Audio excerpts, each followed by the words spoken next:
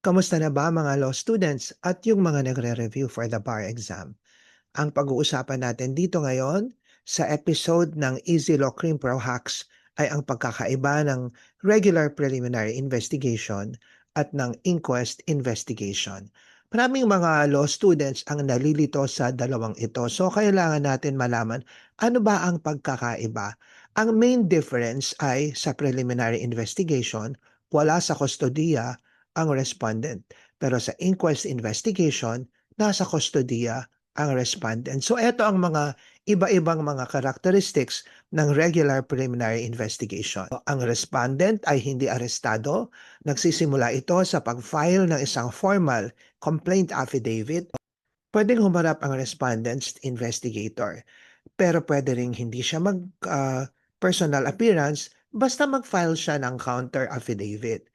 And ang goal ng preliminary investigation is to determine kung may prima facie evidence with reasonable certainty of conviction para sampahan ang respondent ng tinatawag natin na information sa korte.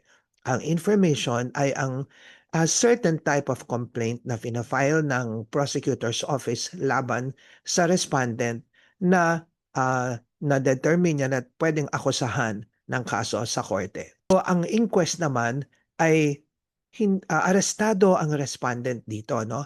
Pero warrantless arrest ito. Ano ba ang mga situation kung kailan pwedeng magkaroon ng warrantless arrest? There are three situations. Number one, yung tinatawag natin na in flagrante delicto arrest o yung caught in the act.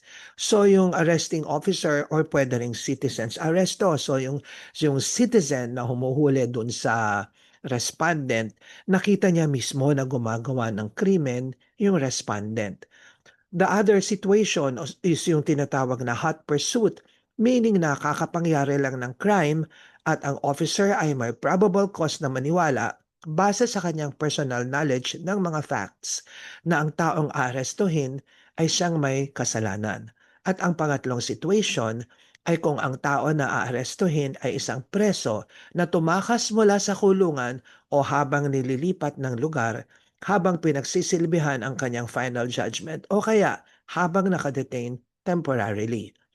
Nagsisimula ang inquest kapag ang respondent ay dinala sa prosecutor pagkatapos ng isang warrantless arrest. Mabilisan o tinatawag na summary ang prosesong ito. Kailangan mag-decide agad ang inquest investigator kung valid nga ang paghuli. At ang main goal nito ay bukod sa ebidensya, titignan muna kung valid ang grounds ng warrantless arrest bago mag-decide kung kakasuhan ang respondent sa korte. So, eto na ang iyong Easy Law Receipt Ready hack. Question: pwede bang maging regular preliminary investigation ang isang inquest case? Yes, pwede. Kung gusto ng respondent na depensahan ng sarili niya sa pamamagitan ng file ng counter affidavit, para pwede ito.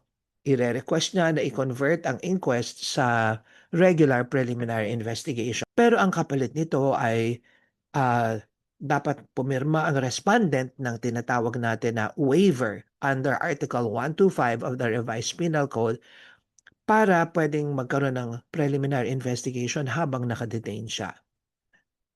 Ano ang commonality ng inquest investigation at regular preliminary investigation under the 2024 rules?